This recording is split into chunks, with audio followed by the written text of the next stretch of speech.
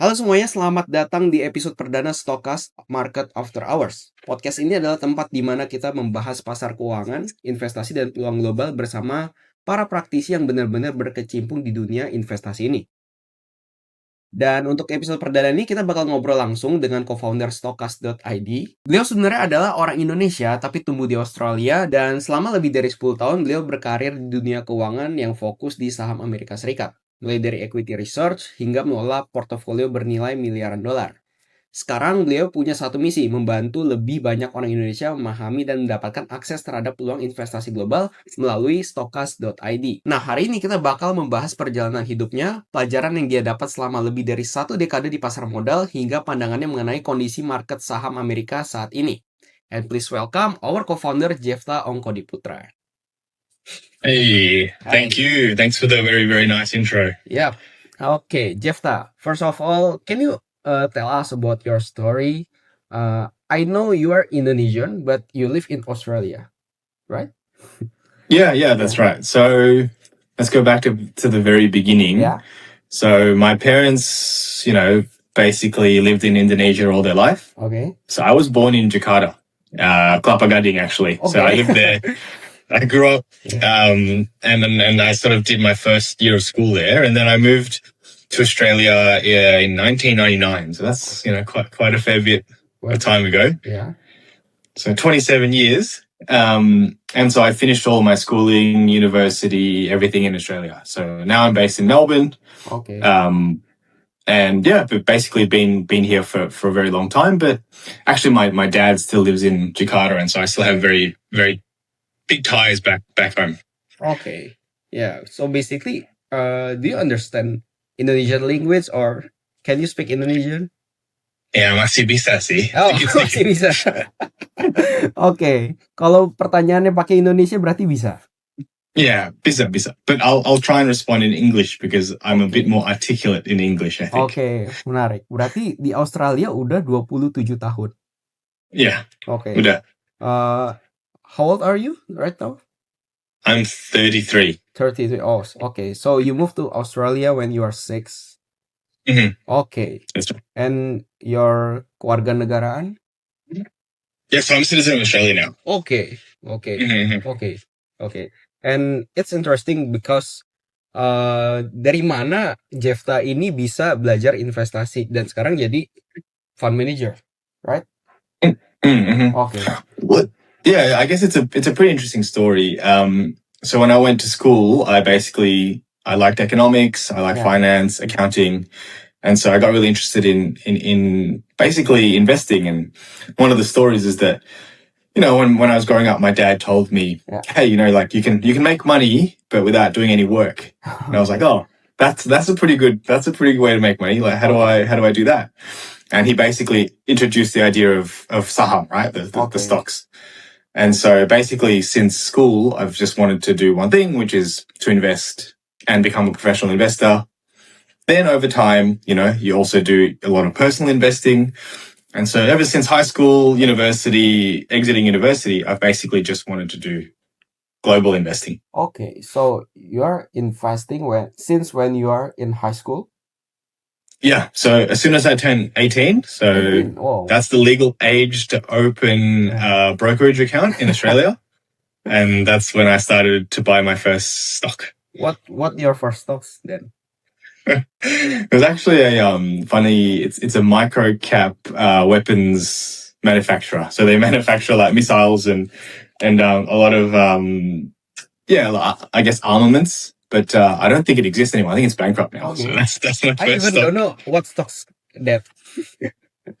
I think it's called Metal Storm. It's a micro cap. Okay. In Australia. Yeah. Okay. Is there any moment that you are want to giving up or any market crash that happened to you? Yeah. I mean, I think one important takeaway is that, investing both from a personal and a professional level is not a straight line up, right? Yeah. It doesn't always just go up and up and up. And, returns aren't always stable. So, there are moments when you feel like, okay, I've worked really hard. I've done all the processes correctly. I've done all the work.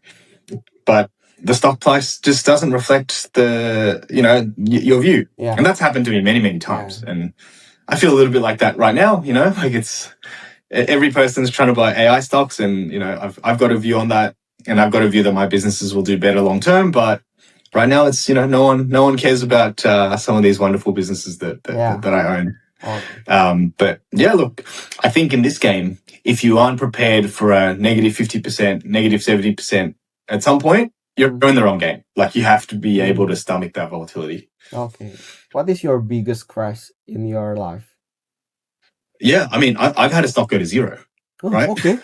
You use a stock straight to bankruptcy. The stock is bankrupt.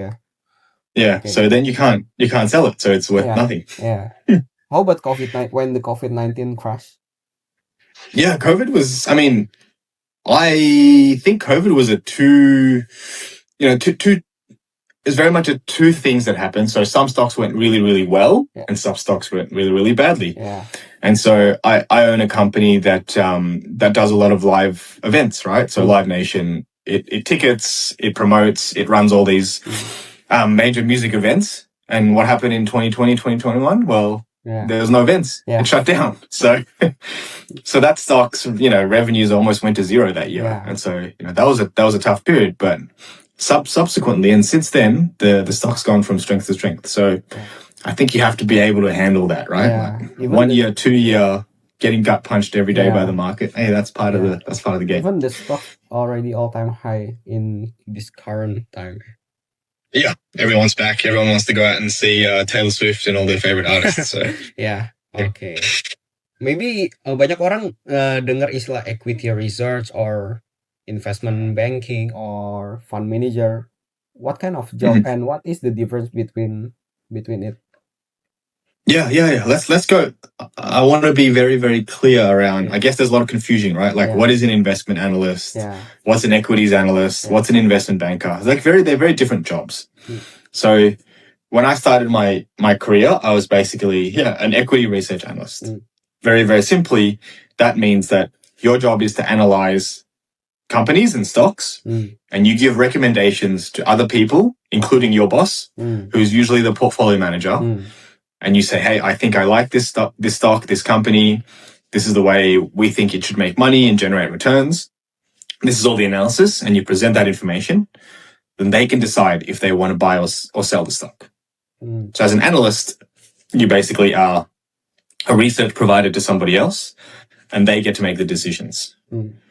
Now, the portfolio manager, or a fund manager, as we also say, they're the person that ultimately takes the risk and actually allocates that capital. So if you're a fund manager that runs $1 billion, you might have 30 stocks, and you have to decide which 30 stocks go into that $1 billion, and at what size. Should I put it 10% of my fund, 5%, 2%, whatever it is. And so usually a portfolio manager will have a team of analysts, and they'll sort of work together and sort of understand these stocks, buy the stocks, and position the stocks to a certain weight. That's very different to an investment banker, who's basically, their job is to analyze companies in order for them to help someone else buy or sell. But they usually buy or sell the entire business. So an investment banker, for example, would have helped, Elon Musk and his team do the SpaceX IPO. So they would have valued the company. They would have sort of prepared the market as to what's the company worth, how will it grow? And then their job is to sell it to everybody else, right? They sell the idea, okay, this company is going to do well, so you should pay 1.75 trillion for the company. So that's their job. Okay. So what are you doing is you are a fund manager. Okay. And gue dengar Jefta ini sampai mengelola miliaran multi-million US dollar portfolio. Gimana bisa sampai sana?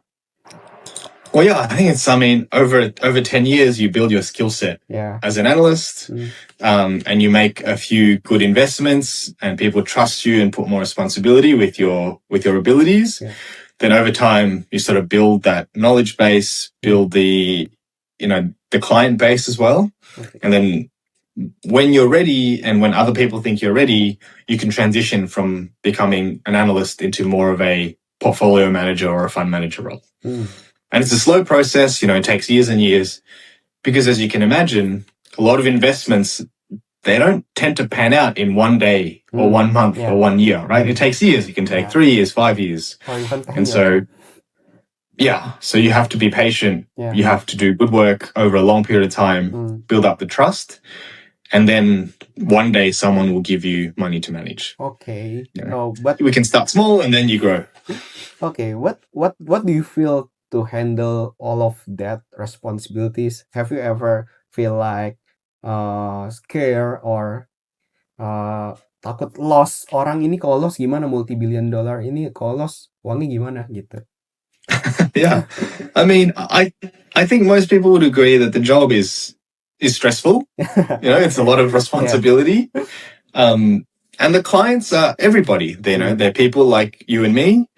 They're, people that have retirement money, like that they entrust that retirement money to you. Yeah.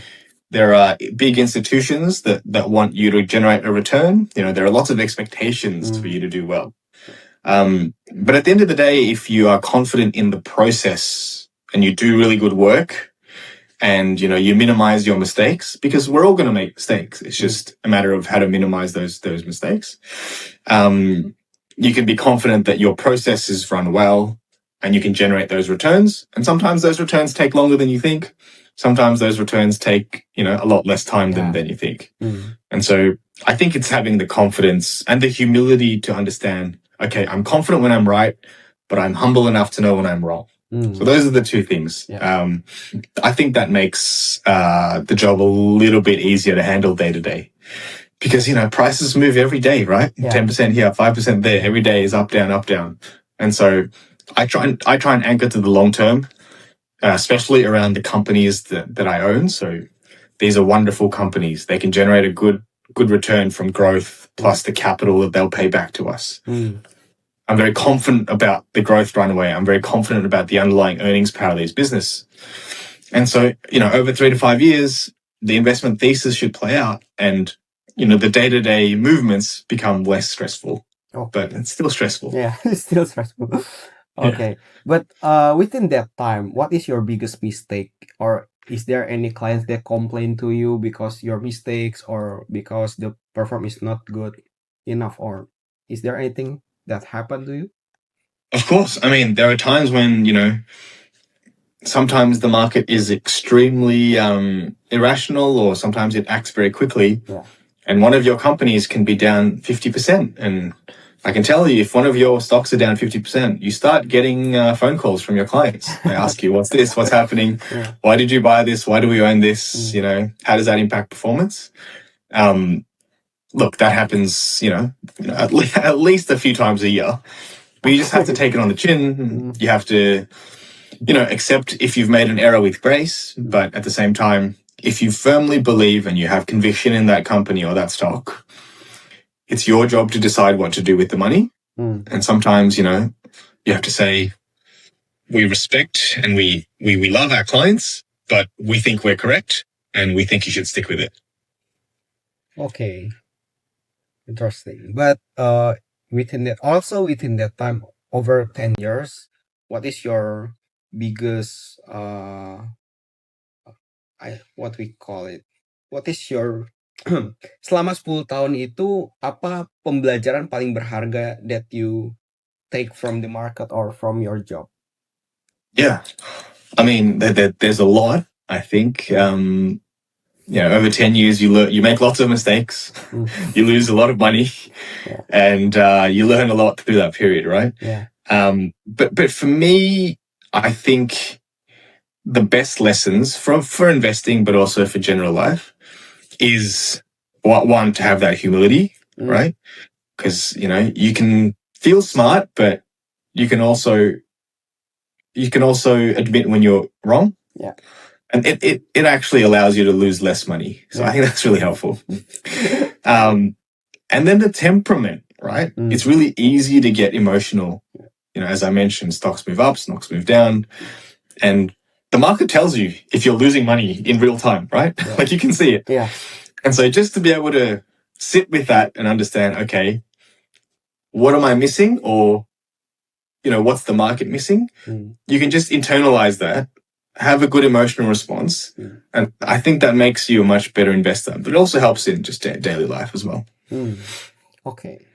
So humility and temperament. Okay, humility and temperament. Yeah, it's very useful in the market actually. Yeah, absolutely. Okay, as a fund manager in Australia, would you invest in Indonesia or not? So I have a very specific way that I like to look at the world and invest. And so I guess if you're asking me, if I'm an Australian citizen, would I invest in Australia? And frankly, I don't have any Australian stocks. I just don't. Really? Oh. Yeah. So when I look at the Indonesian market, I also think even if I was living in Indonesia, I don't know if I would own Indonesian companies. Okay. And there's a very specific reason for this, right? So I want to buy the best of the best. Okay. Like the best of the best companies. So do you think the best of the best company is only in US stocks in this world? I think not just in the US, but they definitely have a very high concentration of them. Okay, yeah. So there's definitely a lot of the best in there. I think there's a few great ones, and there's some in Europe. I'm sure there are great companies in Indonesia as well. There's a couple in Australia. But if I'm thinking about the relative value I have to pay to get the best companies in the world, the US, some parts of Canada, and some parts of Europe. Okay. That's the best. Okay. So, gimana caranya milih the best stocks from your investing philosophy, or how was your investing philosophy to pick the best stocks? Yeah, no, that's a really good question. So, actually, a lot of the philosophy that I have come to sort of live is around, well, one, if you're responsible for your clients' money, I want to make sure that I don't lose their money. Okay. Warren Buffett. So, never lose. Yeah. The first rule is don't lose money, and then the second rule is don't forget rule number one. Yeah. And I actually think Buffett and Munger have been a very big influence on my investing career and my life. Like from a philosophical perspective, they buy great businesses. They pay usually a cheap or a fair price for them. And that resonates with me a lot. So I can buy some of the world's best businesses at a very reasonable valuation, especially today. Okay. And look, I have a forward expectation return. So I want all of my companies to generate a return for me. And that number's, let's just say it's 15%. And so in order to get that 15%, I want to get the lowest risk 15% possible. Because the first rule investing is don't lose money. So I don't want to generate a 50% return if I have to also risk halving my money. Yeah. Okay, interesting. So you use value investing, right? Like Buffett and Munger did. Yeah. Okay. What did you seek? Is it P/E ratio, PBV, or EV/EBITDA, or what? What kind of ratio that you look into? I think there's a lot of different ways to value a company. Lots of ratios, right? I mean, of course, I look at price to book for certain kinds of companies. PE, price to earnings. Actually, the one that I look at most probably is price to free cash flow. Okay. And so free cash flow being the most important metric for specific businesses, because that it tells you how much cash is available to pay you as the investor. Because remember, earnings is an opinion. Within earnings, there's a lot of things that can get mucked around with by the accountants or by a lot of different things. But free cash flow, that's cash in the bank that can come back to you as shareholders. Okay. But of course, I don't look at just the ratio. So the really important thing about paying for a business is understanding the underlying earnings power of that business, over the next 3, 5, 10 years. Okay. And so that's actually the most important thing. And that's a complicated, and it's not a quantitative question, right? It's easy to be like, oh, the P ratio is 18, it's 25, it's 17. But to ask someone, what's the underlying earnings power of this business in 5 years' time? That's a much more complicated question. Yeah. Or I think it's also sometimes depends on this business sector also, right? Yeah, so price to book Yeah. would be irrelevant for a company that's growing very Yeah. quickly, but it would be relevant for example, like a bank or, a real asset company that's got real physical, tangible assets. Okay. Okay. Maybe it's a question also in a lot happening in Indonesia. Is there in Australia, apa kesalahan the biggest mistake that retail investor did in their investment? Or it's same So- in Indonesia or what? I think it's universal. I think retail investors, I really like the idea of retail investors, right? Because they should have access to the market. They should have access to investment opportunities. The biggest mistake is, FOMO. I think it's the biggest one. And it happens everywhere. Yeah, it happens whether in Indo, in Australia, in the US, everywhere I go. Even in Because- Australia, also a lot of retail investor FOMO with let's say SpaceX IPO or something like that. I think when you see everyone else around you make a lot of money very quickly, it's very tempting, right? Yeah. To be like, that guy doubled his money last week. Like, I want to do the same thing. So this is the siren song. This is the mistake that, look, to be fair, it's not just retail, but it's everybody. But I think retail investors have it the hardest because, when you see all your friends make a lot of money quickly, it's really hard to not want to do the same, right? Okay. So the behavior is same, right? Yeah. Yeah. Okay. Okay. Selama 10 tahun, I know you will. Selama 10 tahun, gue yakin Jefta ini pasti ngelihat banyak investor yang sukses, tapi juga banyak investor yang gagal. Apa yang Jefta lihat dari yang perbedaan antara yang berhasil dan gagal ini? I think, look, to be frank, value investing and buying high quality companies isn't the only way to make money, right? Yeah. There's a lot of people that are a lot richer than me. There's a lot of people that make way more money from their own strategies. And I think that's valid. Everyone's got, an edge. Everyone's got a way that they think they can make money in the markets. And so I think what I've learned is that if you're good at something and you have the right temperament for it and you work hard, then stick to the thing that you're good at. Okay. So, someone who's, highly quantitative that wants to get into, quant trading and they're good at that, they wouldn't be very good at doing what I do. And I wouldn't be very good at doing what they do. Okay. So the ones that are successful, they understand their own strengths, they understand what they're good at, and they stick to it. It's really hard to stick to something that's not working, right? Because over time, sometimes things don't work out for you in the short term. But I think the really successful ones are the ones that are able to identify what they're good at and identify what they're not good at and then do the thing that they're actually good at and then don't do the thing they're not good at. Okay. And stick with it for some time, right? Don't just feel like, this hasn't worked for 3 months, so I'm done. I want to leave. Or sometimes we like to see, we are investor, our stocks is not naik-naik, tapi tiba-tiba the trader said his stocks is going up every day, or they use the method technical analysis and then they can profit every day. It's make us as an investor is FOMO. Yeah, well, that's right. Yeah, okay. So you didn't use technical at all? No, look, when I was younger, I sort of dabbled in it. I tried using it, stochastics, a bit of RSI, moving averages. So I've done some of the work on it. Okay. But I just found that what works for me is to, because of my personality, is to actually understand the business, to go through all the different parts of the business, figure out what they're worth. And that's a much more interesting and a much more fulfilling journey for me. So I don't really do a lot of technical analysis anymore. But again, as I said, I'm not against it. Some people clearly make money doing it, so they should stick with it. It's completely up to them. As a fund manager, did you use the technical or just the fundamental? In my process, it's very much a fundamental process.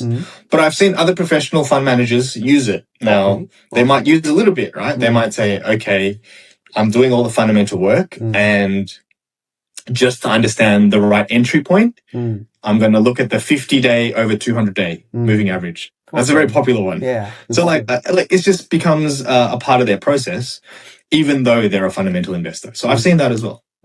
Oke.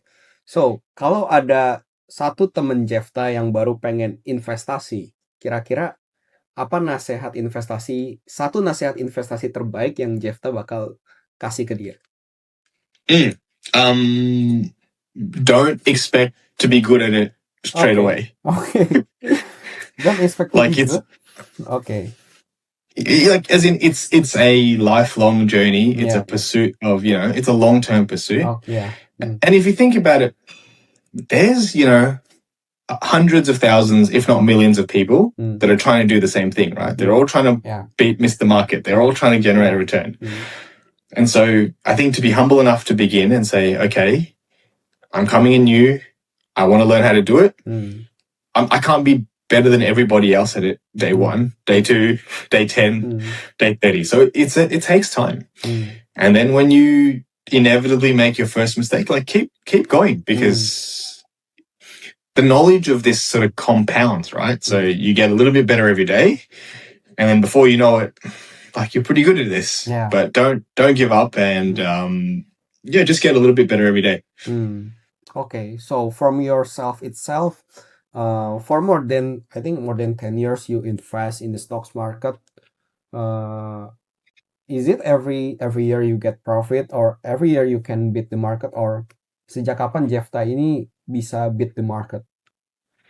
I think, well, firstly, I don't always have an up year. I think that's not the case. So, looking back at the track record, over the long term, it's been, pretty good.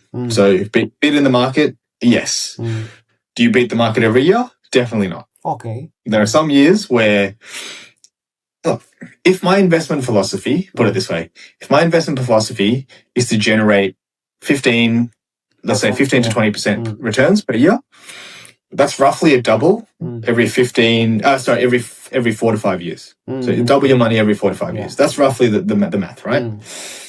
Sometimes the market doubles very quickly. Yeah. And so there's no, sometimes some stocks go up. I mean, look at the AI related stocks. Yeah. They've gone up 10 times in 1 year. Yeah. 10x. Yeah, Micron, SK Hynix, Samsung, all this stuff, right? So, and I'm not saying it's not valid. I think, we can discuss the AI stuff later, but that's not my return expectation. So if parts of the market can do that, then well done to those people, fantastic work. Yeah. But that's not what I'm trying to do. Because remember, rule number 1, just don't lose money. Yeah. So my baseline is, if I can double my money and my clients' money every 4 to 5 years, I think that's a pretty good result. Imagine doubling your money every 4 years. You can become fairly wealthy in a pretty reasonable length of time, right? Yeah. Okay, let's move on into the market update. If we saw the market right now, the market is already all-time high. What do you think about the market this day? So I think there are parts of the market that are presenting the best opportunity I've seen in a very long time. Okay. And what do I mean by that? So the market is very much a two-way street right now. Either you're an AI winner, or you're not. And so all-time highs, if you look at just the broader market, all-time highs, right? Yeah. But it's being driven by a very small group of stocks, like the ones we mentioned, right? Yeah. AI, memory, energy, real infrastructure that, again, is used to basically build our data centers. Everything else has basically been left in the dust. So you can see some of the best companies, some of the wonderful businesses that you can own for a very long time, and they're trading much cheaper than the market. So I think there's a bit of nuance. US stock market all-time highs. Is it a bubble? Look, I don't know. We'll find out. There are some parts of the market I think are very, very hot.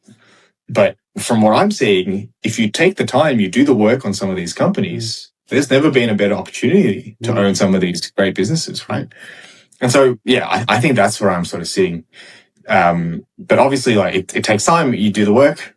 but yeah, geez, there's so much opportunity out there right now. Like I actually can't believe it. Every day I'm like, how do I buy more of these companies that I really like? Okay.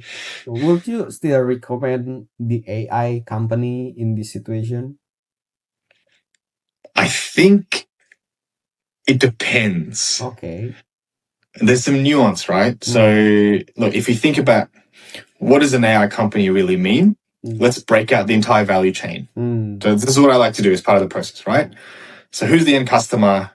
Who supplies them? Who supplies that company? Who supplies that company? At the very extreme side, you've got the memory guys. So that's, Micron, that's SK Hynix, and they supply a lot of the memory that goes into the GPUs that go into the data centers that then gets used to train and infer AI. So there's like lots of people in this. Okay. In the way. And right now, the guys that have built the data centers and are building the data centers, like Amazon, Google, Microsoft, they're not getting any love. Like everyone hates them at the moment because they're spending all their cash building data centers. And all they're doing is they're paying all that money to the guys that build the chips and build the memory. And so those guys are getting a lot of love. Everyone's like, these are the greatest companies of all time. Okay. So I just want to make sure that, like, if you are bullish AI, you have to understand, are you bullish the memories? The memory guys, the actual silicon, are you bullish the networking guys? Are you bullish the hyperscalers? Or are you bullish the models? Because you can't own the models yet. They haven't IPO, but they will. So Anthropic's going to IPO probably later this year, and apparently OpenAI is going to delay till next year. Okay. So, yeah. Okay. I'm sort of focused on understanding what the economics look like. Yeah. But don't you think, or your company think, is there any AI bubble soon? Because we already know, like, Anthropic or OpenAI want to IPO, but they're even still non-profit company. Yeah. So the bubble question is really interesting. So I think, look, one part of it is that Amazon, Google, Microsoft, Meta, Oracle, they're spending $2 trillion. Yeah. Like $2 trillion, right? $2 trillion building data centers. So for context, $2 trillion is 2 times the size of the entire IDX. The whole, as in, and these guys are spending it in a year. Yeah. So they could buy the entire IDX in 1 year. Now, in order for them to generate some profit from this $2 trillion spend, I did some of the math, and they need to basically generate something like $3.6 trillion of AI revenue. Okay. Right? Yeah. Over the next X number of years. The entire IT spend globally in 2025 is 1.5 trillion. The whole world is 1.5 trillion. Okay. So that means in order for this investment to work, they need to basically 3 times IT spend across the entire world. Now, look, can they do it? I don't know, maybe, but to me that seems like a pretty big number to have to generate over the next few years. And then where's all that money going? Then they're just paying that $2 trillion straight to Nvidia and Micron. So, is there a bubble? I don't know. I find it interesting that that's the math we have to get to now to make this work. And then even worse, I think, is that not all of them, but some of them are starting to use debt. So they're starting to borrow money to do this. And, when you start to see a lot of debt in the system, that's when you get a little bit more worried about the longevity of this whole cycle. So that's where I'm at. Personally, I'm sure people will make lots of money buying all these AI stocks, but I'm more worried about the actual economics that will ultimately have to pay for this. Yeah. Okay, so if there's any retail investor in Indonesia that just wanna buy their first US stocks or start investing in US stocks, is there any risk that you want to mention them, or even that's I think is the biggest risk right now? Yeah. I think Mm. just be careful about buying things just because it's gone up Mm. or someone else has told you it's Yeah. good. And look, I think if you want to dip your toes in, you do the work Mm. and you buy something interesting, do the work, and then slowly over time, build a position. You don't have to go, all of your savings into one stock Mm. and expect it to double every 3 weeks because look, that this sometimes happens, but I think go slowly, go carefully, and only risk what you can afford to lose, right? Yeah. Yeah. So what's kind of sector or what industry that you will recommend in this situation? So I think some of the industries that have been left behind, right? Mm. Everyone's like, okay, AI's done really well. Yeah. AI. What are the industries that have been left behind? Mm. I mean, I think software has been one that's been massively left behind. Mm. And I can sort of see why, right? If AI does the work of a bunch of different softwares, why do you need the software anymore? Mm. But I think there's a lot of, again, it's about nuance. It's about finding the software companies that can actually provide value in a post AI world, that perhaps their software is actually more valuable because of the AI, right? Yeah. And there are specific companies that have that. And then there's all the data companies that I think are interesting. So, what do you use to train AI? You have to use data. Like, Yeah. what do you use to basically infer all the information that comes back to you? You still need the data. And to my understanding is that the large language models don't have access to all the proprietary data because they have to pay for it, right? Yeah. And so who ultimately will benefit if they need more and more data? Then some of these data businesses that have, A, they create their own proprietary data, and then B, they don't make it freely available to everybody. So this could create a whole new revenue line for them that will, eventually become a really big part of the business. So those two are probably pretty interesting. And I mean, there's plenty of sectors out there that have been left behind. And then even within the AI framework, right? Why just own the memory? Like, you can own the foundries, you can own, I think the hyperscalers, like the Amazons, Googles, and Microsofts of the world, they've all been left behind as well. There's a bunch of people that, people are very focused on one part of the AI value chain. Yeah. Okay, so the opposite question. Sektor apa yang mungkin Jefta hindari or you will ignore right now? So this question is, I think it's a very good question, and it's actually a question that I have the same answer to every day, every year since I started. So I don't tend to play in very cyclical industries. What? Sorry. Like very cyclical industries, right? Cyclical the ones that have booms and busts. like commodities.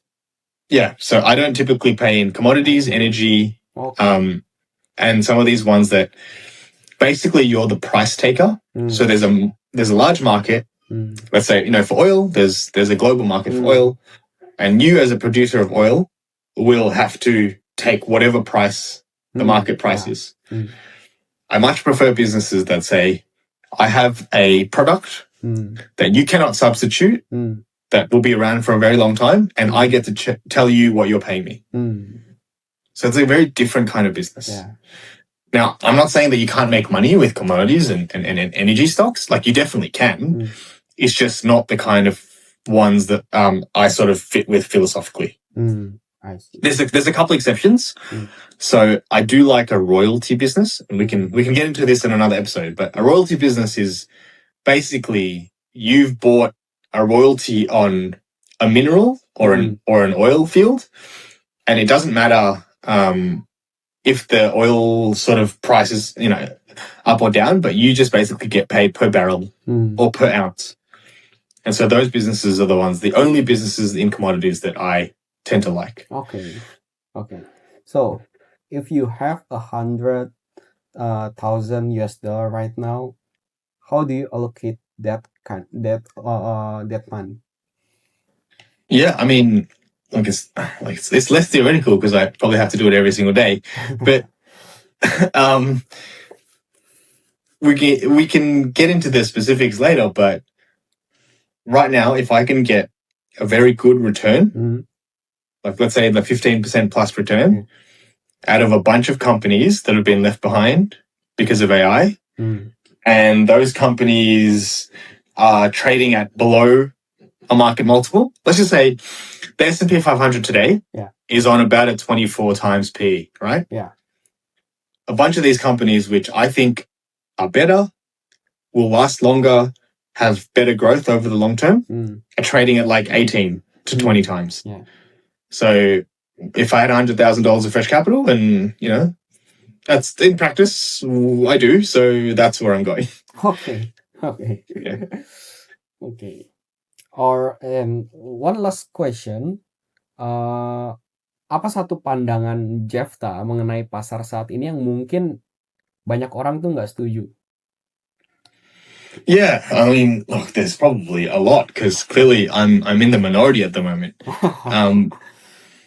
But right now, and we saw it in 2021 as well during Yeah. COVID, is that everyone seems to want to make money really quickly. It's like, how do I double my money in a year? How do I double my money next quarter, next year? And I fundamentally just disagree with that, right? Like, over the long term, the stock market returns have been, let's say, 10% a year for like 100 years. And so if everyone's expecting to double their money next year, like that doesn't really compute with me given long-term returns, right? So there's like just, and it's got to do a lot with what I call like the grift economy. So there's a bunch of people that just basically lying to you, telling you, fantasy stories around, oh, you can make lots of money with this company or that company, or, this crypto, that crypto. And like, I just think that that's fantasy. So if long-term, market returns are 10% a year, to expect that you can double your money every year or every 6 months, every 3 months, like you either don't understand the risk or someone's just basically lying to you about the idea that this thing can actually double your money very, very quickly. Yeah. And so this feels like we're in whether in peak or we're somewhere down the grift economy. And so you just see it everywhere. And so I get a little bit worried about that, especially for the retail investor who, they're a little bit more susceptible to some of these narratives. Okay. So I think that's all for the market update, Jefta, and maybe people will helpful with that kind of insight. And then, okay, next, I wanna ask you one asset. Then you can answer. What are you feel with that asset? Is it bullish, bearish, or neutral? This is fun. All right, so it's a bull, a bear, or neutral, is it? Yes. In any asset class. Yes. All right. Okay. All right. The first asset is AI thing. I think neutral. Neutral. I'm undecided. I'm a bit of a coward. I'm neutral. Oh yeah. The second, Nvidia. It's the same because it really is the AI trade. So probably neutral. I like the company. I like Jensen. Yeah, I'm worried about the gross margins. Neutral. Yeah. Okay. Bitcoin. Oh, that's a bear. Like Bear. Okay. Yeah, bear. I don't know if you follow, but like MicroStrategy is absolutely imploding at the moment, right? Yeah. Like that guy's so levered to Bitcoin that anytime he sells any Bitcoin, it goes down. Okay. So I also don't think it's got any value, but that's I'm an old man now. Okay, so you're not believe in Bitcoin. Yeah, look, I'm not a big believer of crypto overall. Okay. I think there's some useful applications for tokenization and use cases for that. Yeah.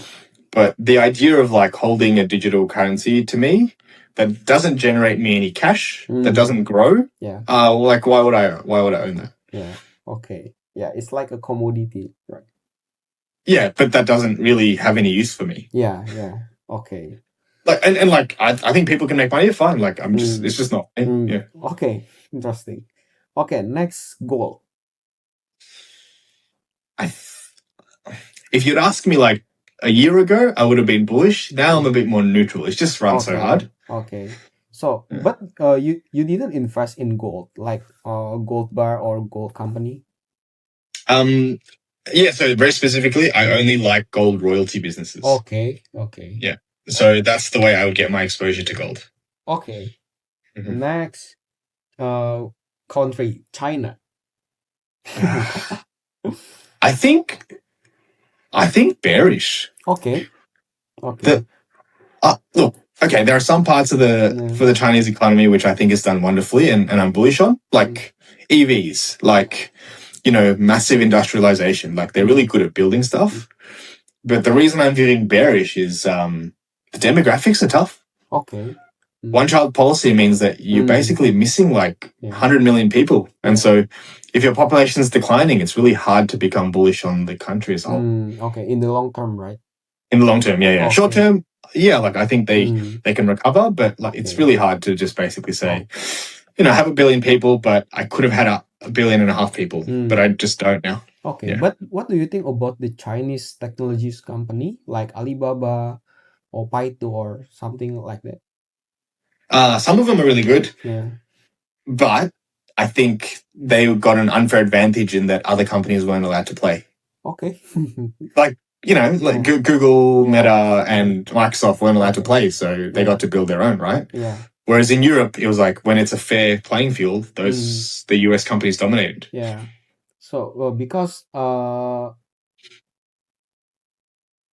because gue pernah dapat berapa like perspective like the US stocks market already expensive, but the Chinese technologies company is still cheap. What do you think about that? I think that's generally true. Like I've had a pretty good look at Tencent, Alibaba. Yeah. So the one thing that I like about them is they usually have very little debt, so they generate a lot of cash, and there's still a bit of growth in them. But again, it comes back to demographics, right, Steph? Like, okay, if you can assume 3% growth in the US in your terminal year, like as in forever, that's a very big difference to if your population is shrinking 1% a year. Yeah. Like the valuation you're willing to pay for a company that's growing 3% forever versus a negative 1% is a big difference. That's why I think there's a valuation here. Okay, interesting. Okay, the next country or the next asset is Indonesia. Yeah, okay. I mean, I think short term it's been tough, right? My understanding is that, like MSCI close to downgrading it, inflation hits pretty hard. But the thing that gets me bullish, because my answer's probably pretty bullish, is the demographics are good. Okay. Lots of young people, big consumer economy, still partly through this, modernization, reindustrialization. I just wish the people that ran the country were good. Okay. But what do you think about Indonesian stocks market? So the stock market will generally follow the underlying economy, right? Yeah. And I think long term, Indonesia's should grow okay. I think it's a pretty good grower because the demographics are positive. But we need better companies to like really innovate and take, to become at the forefront. Yeah. Like, what's the best company on the IDX, you think? Like, what's the best one? I don't know. I think the best one right now is a big bank, right? BCA. Yeah, BCA. Yeah. Like, I think it's a wonderful bank, right? Yeah. And one of the best banks in the world, really. But, JP Morgan in the US is not the best company in the US. Okay. Even though it's the best bank. Like it's not even close to the best company in the US. Yeah. So there's like a lot more things going on. Yeah. And in Europe, like the best companies in Europe are probably also not banks.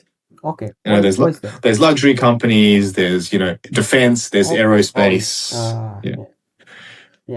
So like this is the difference. Yes. The IDX is still very much an old economy market, right? It's banks, cement, oil, coal, CPG, like consumer goods. Yeah. It's still a bit of an old economy market. I think Indonesia is lack of value added in their companies and their sectors. Yeah. Okay. And I don't think that's the private sector's fault. I think that's we have to have a good hard look at the government around the value add stuff, right? Yeah. And like that might be controversial, but I'm not a citizen anymore, so I can say what I want. Okay, next asset, US dollar. It's hard because everything I own is in US dollar. Yeah. Oh, Um, okay. Not Australian dollar? well, sorry, all my stocks are in US dollars, right? Oh, yeah. What I don't like is they keep printing money. Yeah. So that's bearish. Mm. But over the long term, the dollar, I think, is, the US economy is still going to be a pretty big, important leader. So probably neutral on balance. Okay. But what do you think about this short term? Because the Fed just naikin suku bunga di US kan? Is it Yeah. make the US That dollar should be stronger? bullish. Okay. That should be bullish short To term. be bullish short term. Okay. Okay. Last asset, Tesla. What do you think about Tesla? Maybe SpaceX also? My view is that Tesla specifically should be worth very close to zero. Yeah. SpaceX is probably worth, tens of billions, not $1 trillion. Yeah. So this is the simple math step, right? So at $2 trillion, which I think at the peak, SpaceX hit $3 trillion US dollars. Yeah. You would have had to generate around $500 to $600 US dollars in revenue per person on Earth to justify that valuation. I just don't understand. Like, how would that work? Yeah. But you will not buy the Tesla stocks, will you? So historically, car companies have been extremely bad investments. Yeah. Excluding one, which is Ferrari, but Ferrari's not really a car company. Yeah. They have poor unit economics. It's really capital intensive, as in, like, you have to keep spending money to make cars, right? Unlike other products, and you don't have to spend that much money to make something. And the person that decided that, that Tesla is no longer a car company, but it's a robotics and an energy, and that was a genius PR move. But the underlying actual economics of the business, like if you look through the financial accounts, it doesn't reflect reality. Yeah. It's still a car business. So I can take that if this is a company that can do, energy and robotics and all this stuff and autonomous vehicles and all that. Okay, maybe that's worth a lot more. But all the money that Tesla generates is still from making cars. Yeah. Okay. And like Google's already got a whole fleet of autonomous vehicles in Waymo. Like, it's already functional. Yeah. I've been in lots of them. Like, when I go to San Fran, I go to LA, I take Waymos. Yeah. Okay. You know why? Because there's no robo taxis. They don't exist. Yeah. Like, Tesla cars don't exist in that form. Okay. Yeah. Yeah. So anyway, like that for me, look, I've been very wrong for a long time, but that's I'm very bearish on that whole complex. Okay. So, you itself is prefer to invest in the company that already profitable, generates a lot of cash, and gives that cash back to me. Okay. Yeah. Okay, sounds good. Okay, Jefta. I think the question is already I think the question is already sudah kelar, and then maybe we have a closing statement from you as a co-founder of StockUS, and then apa yang pengen Jefta sampaikan kira-kira ke member StockUS or StockUS follower ya, yang kira-kira berguna buat mereka investasi ke depannya, dan kira-kira StockUS ini bedanya apa sih sama platform investasi lain? I think, to put it frankly, like, we're not snake oil salesmen. Okay. Like, we're not trying to sell you a dream. Okay. And we're not going to promise you something that you can't actually deliver. Right? Yeah. So what's different is that we want to give people a proper education, have very realistic expectations about the kind of returns and the kind of things you'll actually be learning and owning. And hopefully that kind of, that model actually does well over time. Because, like, at the end of the day, I mean, I've been teaching for the better part of 10 years at universities and doing, and I've been teaching young people all over Australia. And I think it's a really good life education to like get in control of your finances, invest, generate wealth over the long term. Okay. And that's what we want our members to have, right? Yeah. But we will not do that at the expense of telling them, oh man, you can like double your money next year. You can have all these, you can be super rich really quickly, right? Like that's not what we're doing. Okay. I think that's all, Jefta, and that's all for our viewer. Thank you buat teman-teman yang nonton. Thank you, Jefta, for coming. Very insightful podcast, and then maybe we can do another podcast next time. Okay. Yeah, keep them coming. The questions are great, and we'll go back and forth. But really enjoyed it. So appreciate everyone for listening, and tune in next time. Okay, see you next time.